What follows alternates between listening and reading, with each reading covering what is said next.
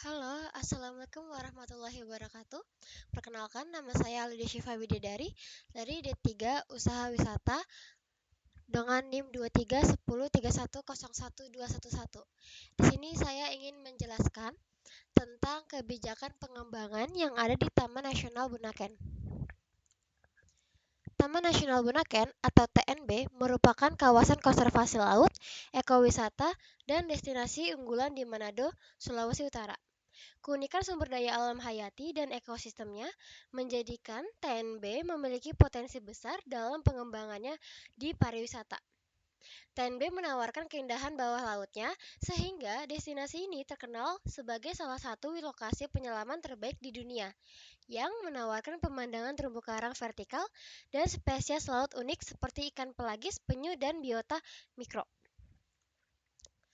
Perumusan kebijakan pengembangan oleh pemerintah pusat dan daerah. Di sini, pemerintah pusat dan daerah memberikan perhatian khusus terhadap pengembangan Taman Nasional Bunaken sebagai destinasi wisata unggulan, menegaskan komitmen pemerintah dalam menata dan mengintegrasikan kawasan wisata ini dengan harapan dapat meningkatkan kunjungan wisatawan, terutama dari mancanegara. Selain itu, pemerintah pusat melalui Kementerian Lingkungan Hidup dan Kehutanan bersama dengan pemerintah daerah aktif mengajak berbagai pihak untuk berpartisipasi dalam upaya pelestarian dan pengembangan Taman Nasional Bunaken. Kepala Balai Taman Nasional Bunaken mengajak semua pihak untuk mempertahankan dan mengembangkan kawasan ini menjadi mengembalikan kejayaannya sebagai pusat ekowisata bahari berbasis keanekaragaman hayati.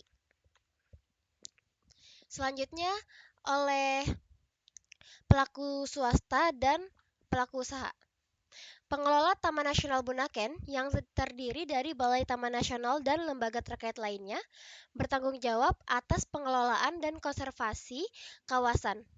Mereka menetapkan kebijakan terkait zonasi, pengawasan aktivitas wisata, dan edukasi pengunjung tentang pelestarian alam. Mereka juga bekerja sama dengan berbagai pihak untuk memastikan kelestarian terumbu karang dan ekosistem laut. Untuk sektor swastanya, seperti operator wisata, penyedia penginapan, dan restoran, berperan dalam penyediaan fasilitas layanan untuk wisatawan. Mereka mendukung pemasaran Taman Nasional Bunaken dan berinvestasi dalam pengembangan infrastruktur.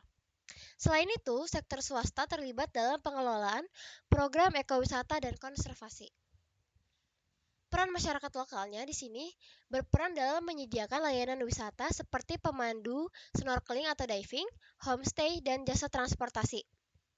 Dan juga terlibat dalam kegiatan konservasi seperti penanaman mangrove dan monitoring ekosistem. Selanjutnya ada tantangan yang dihadapi. Yang pertama ada konflik pengelolaan dan kepentingan. Konflik antara kepentingan pelestarian alam dan pengembangan pariwisata. Pengelola Taman Nasional harus menjaga keseimbangan antara melindungi ekosistem laut dan memenuhi permintaan wisatawan yang terus meningkat. Ada keterbatasan infrastruktur, seperti fasilitas umum, ada toilet, tempat makan, jalur trekking, itu menjadi tantangan dalam mendukung kenyamanan wisatawan. Manajemen sumber daya. Pengelola taman dan sektor swasta sering menghadapi masalah terkait keterbatasan sumber daya manusia dan finansial untuk menjalankan program pengelolaan yang berkelanjutan. Penyuluhan dan edukasi kepada wisatawan. Meskipun pengelola taman sudah melakukan upaya edukasi, masih banyak wisatawan yang kurang menyadari pentingnya menjaga kelestarian alam. Keterbatasan promosi dan aksesibilitas. Meskipun Taman Nasional Bunaken memiliki potensi besar sebagai destinasi wisata, beberapa stakeholder menghadapi tantangan dalam mempromosikan kawasan ini secara global. Strategi yang digunakan, yang pertama ada kolaborasi multi pihak. Pengelola Taman Nasional Bunaken, pemerintah daerah, masyarakat lokal, dan sektor swasta bekerja sama dalam sebuah sistem pengelolaan yang berbasis kemitraan atau kolaboratif manajemen. Yang kedua ada penguatan infrastruktur dan fasilitas. Stakeholder swasta, terutama operator wisata dan pengelola akomodasi, berfokus pada peningkatan infrastruktur pendukung seperti penginapan, transportasi, dan fasilitas umum. Misalnya toilet dan tempat makan yang ramah lingkungan. Yang ketiga ada penerapan zonasi dan regulasi. Pengelola Taman Nasional menggunakan strategi zonasi untuk membatasi aktivitas yang dapat merusak ekosistem. Misalnya dengan membagi kawasan menjadi zona konservasi dan zona wisata yang terkelola. Yang keempat ada edukasi dan peningkatan kesadaran. Sebagai bagian dari strategi pengelolaan, pengelola taman dan sektor swasta bersama-sama melakukan kampanye edukasi kepada pengunjung dan masyarakat lokal mengenai pentingnya menjaga kelestarian alam. Yang kelima ada pengelolaan dan pemantauan berkelanjutan. Strategi lainnya melibatkan penguatan sistem patroli untuk memastikan aktivitas wisata tidak melanggar peraturan yang ada. Pengelola taman melakukan pemantauan secara rutin terhadap kondisi terumbu karang dan ekosistem laut lainnya. Selanjutnya ada evaluasi keberhasilan. Di sini kita bisa melihat beberapa aspek yang dapat sebagai bentuk tingkat keberhasilan yang dilakukan oleh beberapa stakeholder dalam pengembangan di Taman Nasional Bunaken. Yang pertama ada pelestarian ekosistem. Kebijakan zonasi dan pengawasan ekosistem laut telah berhasil dalam menjaga keberagaman hayati, meskipun masih ada masalah seperti overfishing dan kerusakan terumbu karang akibat pariwisata yang tidak terkelola dengan baik. Ada juga peningkatan infrastruktur wisata, fasilitas wisata seperti penginapan dan transportasi telah berkembang, namun masih terbatas dan belum sepenuhnya memadai untuk menampung jumlah wisatawan yang semakin meningkat.